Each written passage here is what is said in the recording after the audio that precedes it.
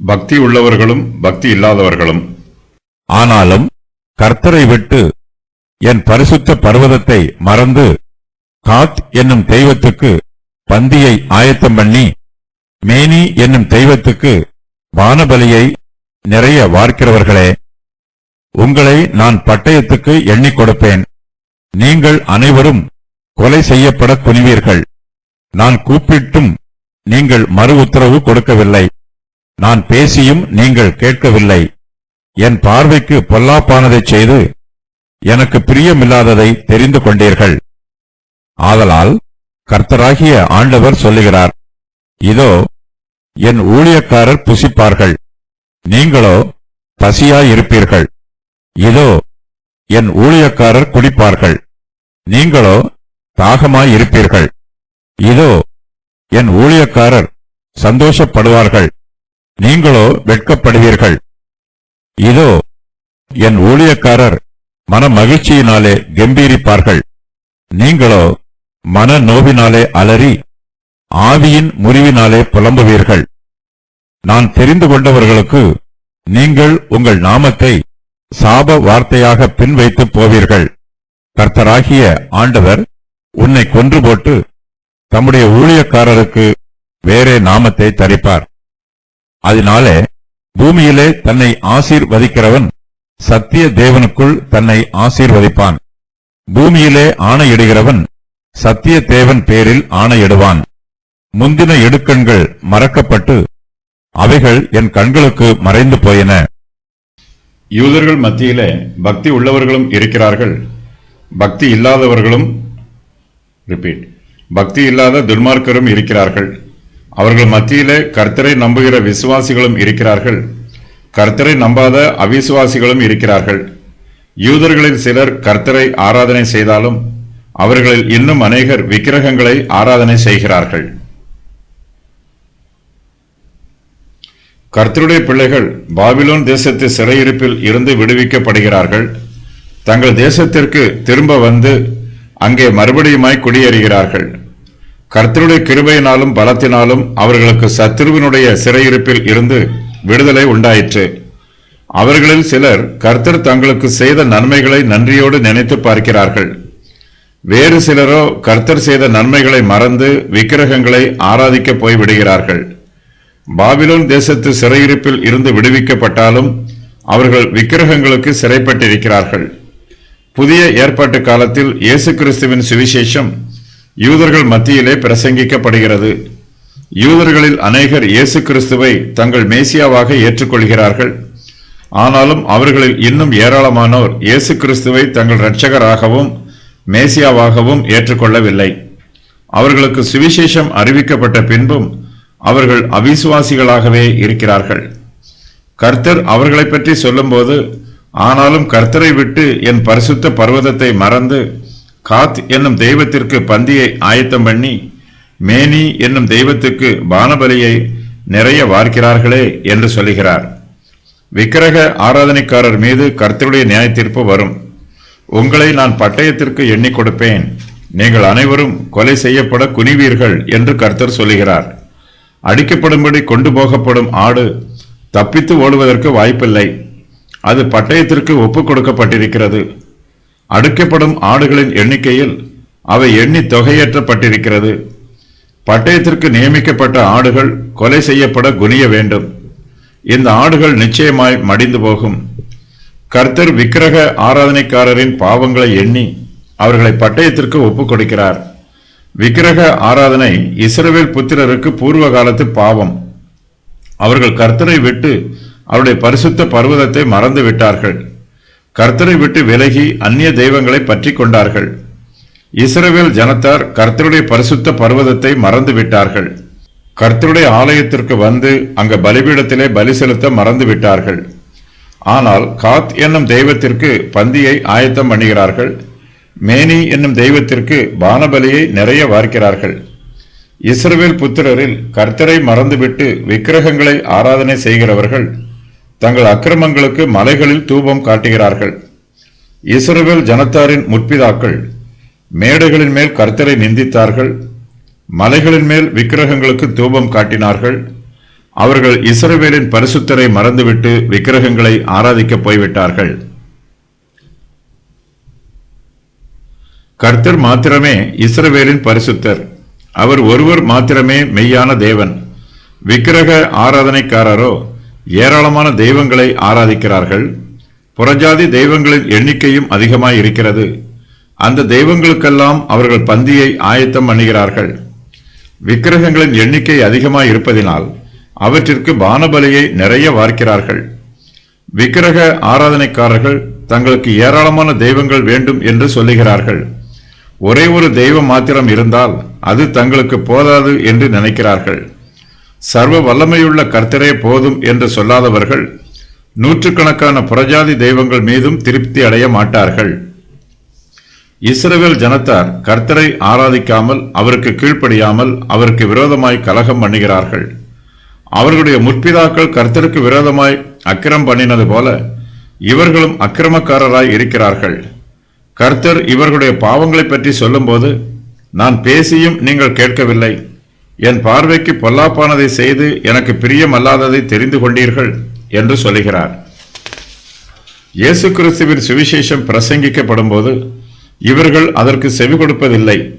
கர்த்தராகிய இயேசு கிறிஸ்துவை தங்கள் இரட்சகராக ஏற்றுக்கொள்ளவும் இல்லை. இயேசு கிறிஸ்து தாமே எழுந்து நின்று தம்முடைய சுவிசேஷ செய்தியை உரத்த சத்தமாய் கூப்பிட்டு சொன்னார். ஆனால் ஜனங்களோ அவருடைய வார்த்தைக்கு செவி கொடுக்காமல் போய்விட்டார்கள்.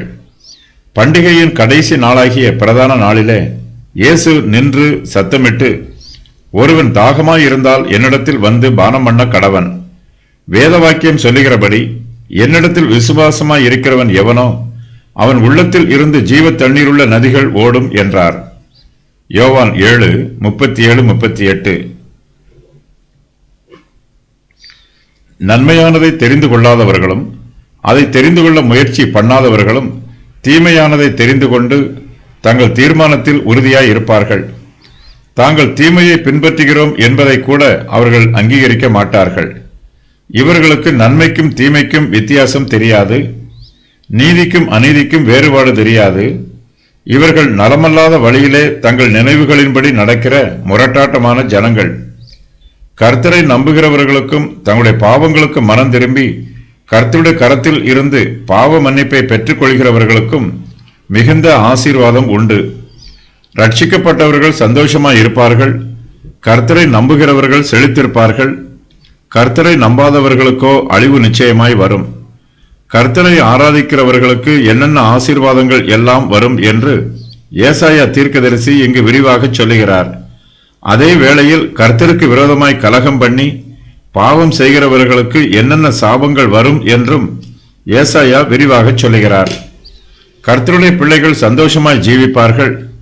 பாவிகளோ அவர்களுடைய சந்தோஷத்தை பார்த்து மிகுந்த வேதனைகளை அனுபவிப்பார்கள். பாவிகளுக்கு வேதனைகளும் துக்கங்களும் இருக்கும். தங்களுடைய பாவங்களினாலேயே தங்களுக்கு இந்த வேதனைகள் வந்திருக்கிறது என்பதை பாவிகள் புரிந்து கொள்வார்கள். தங்களுடைய பாவங்களும் மன்னிக்கப்பட்டிருந்தால் தங்களுக்கும் ஆசீர்வாதங்களும் சந்தோஷங்களும் வந்திருக்குமே என்று ஏக்கத்தோடு நினைத்து பார்ப்பார்கள். பரிசுத்தவான்களுடைய ஜீவியத்திலும் பாவிகளுடைய ஜீவியத்திலும் பல சம்பவங்கள் நடைபெறுகிறது. அவை ஒன்றுபோல் இருப்பதில்லை. கர்த்தர் பரிசுத்தவான்களுக்கு ஆசீர்வாதங்களையும் பாவிகளுக்கு தண்டனைகளையும் கொடுக்கிறார்.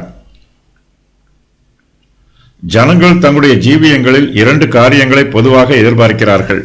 அவையாவன ஆறுதலும் திருப்தியும், மரியாதையும் நற்பெயரும். தங்களுடைய ஜீவியத்தில் இவை இரண்டுமே வேண்டும் என்று எல்லோரும் எதிர்பார்க்கிறார்கள். பாவிகளுக்கும் பரிசுத்தவான்களுக்கும் இவை ஒன்றுபோல் வருவதில்லை.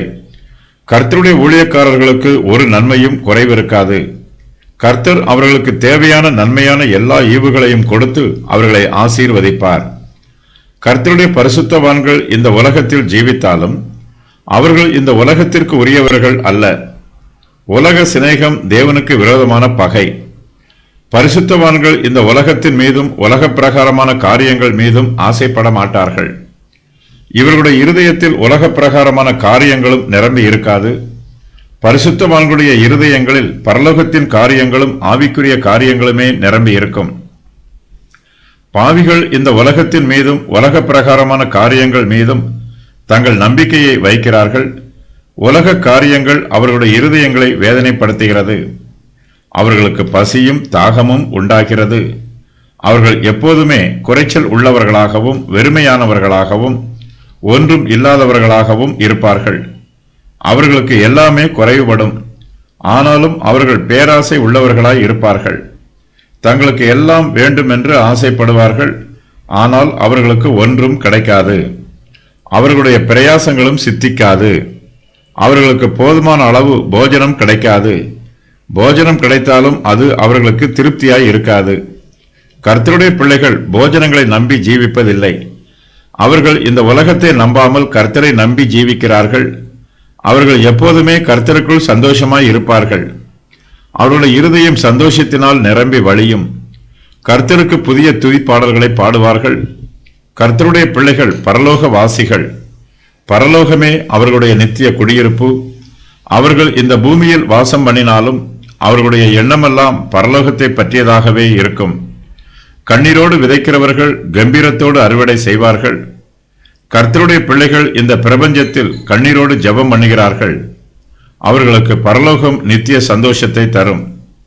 பாவிகளோ கர்த்தருக்கு விரோதமாய் கலகம் பண்ணி அவரை விட்டு தூரமாய் விலகி போய் விடுகிறார்கள். இந்த உலகமும் இதன் காரியங்களும் தங்களுக்கு சந்தோஷத்தை தரும் என்று நினைக்கிறார்கள். சிற்றின்ப பிரியராய் இருக்கிறார்கள். உலகம் கொடுக்கும் சந்தோஷம் மெய்யான சந்தோஷம் அல்ல. அது நிலையான சந்தோஷமும் அல்ல.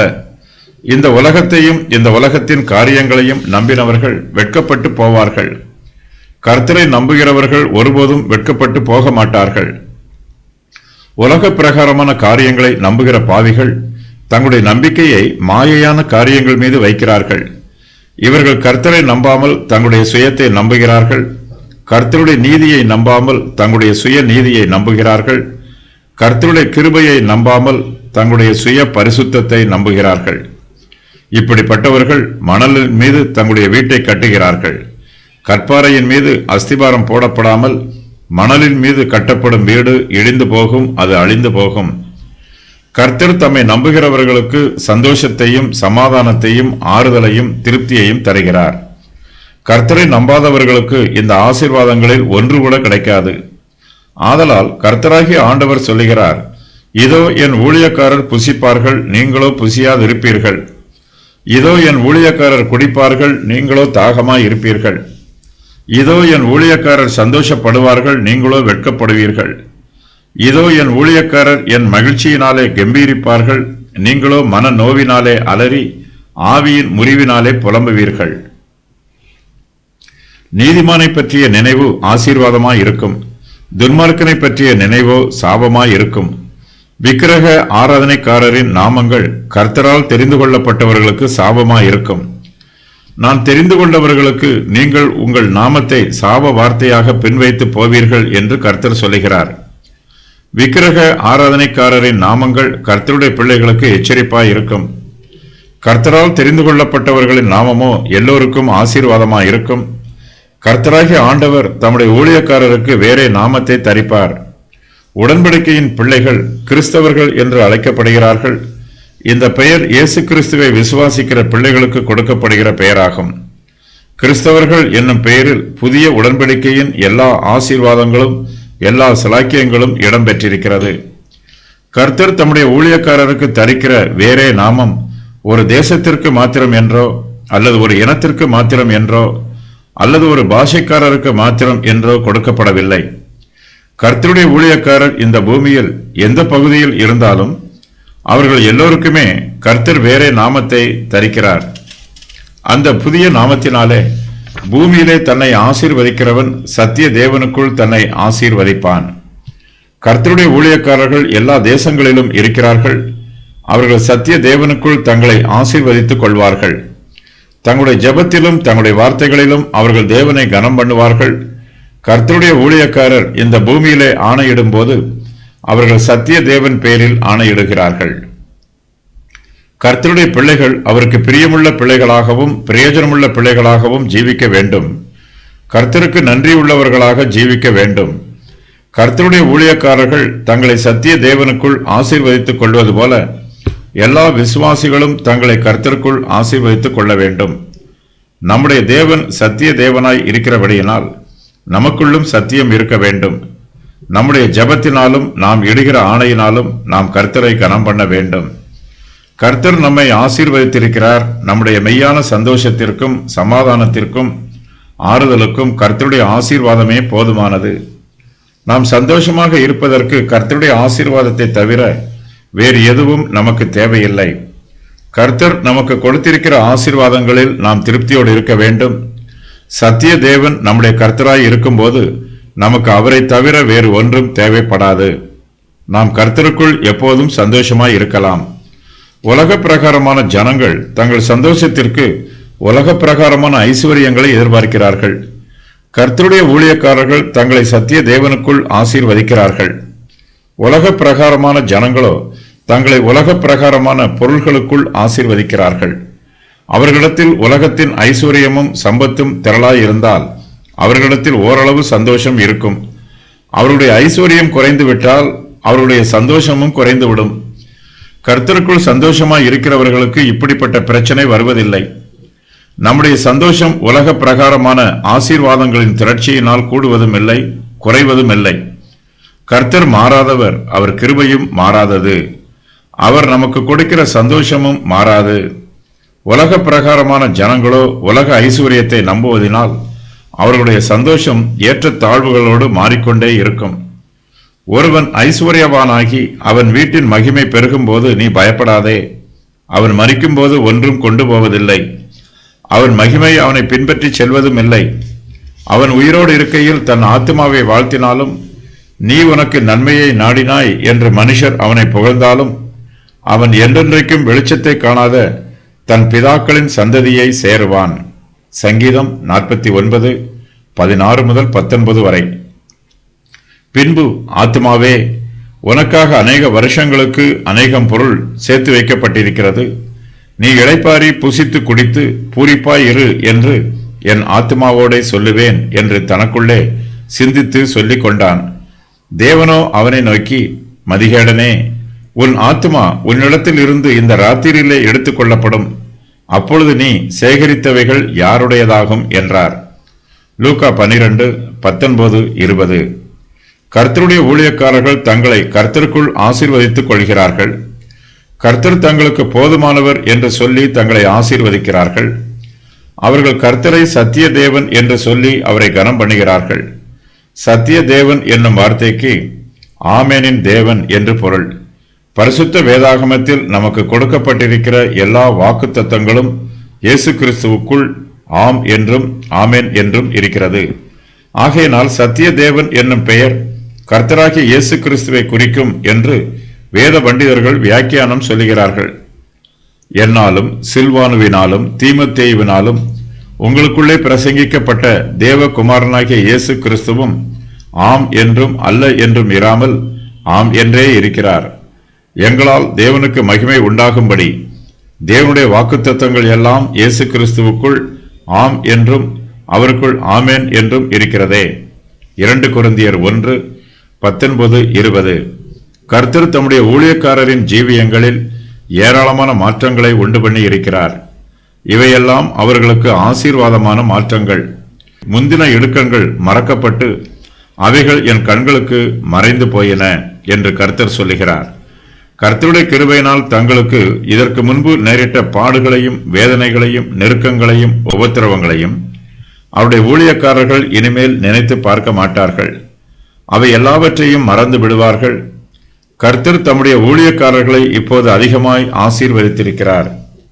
கர்த்தருடைய பிள்ளைகள் இப்போது அனுபவித்துக் கொண்டிருக்கிற ஆசீர்வாதங்களை நினைத்து தாங்கள் ஏற்கனவே அனுபவித்த பழைய வேதனைகளை மறந்து விடுவார்கள். ஏசாயா 65:11-16 வரை உள்ள வசனங்களில் கர்த்தர் இஸ்ரவேலில் உள்ள கலகக்காரரை பற்றியும் விக்கிரக ஆராதனைக்காரரை பற்றியும் குறிப்பிடுகிறார். இவர்கள் அழிக்கப்பட வேண்டும், இவர்களுக்கு சாபம் வரும். பழைய நாமம் மாற்றப்படும், புதிய நாமம் என்னவென்று இங்கு கூறப்படவில்லை. பழைய நாமத்தோடு தொடர்புடைய அவமானம் நீங்கும். அதற்கு பதிலாக நல் மதிப்பை கொடுக்கும் புதிய நாமம் இஸ்ரவேல் புத்திரருக்கு கொடுக்கப்படும்.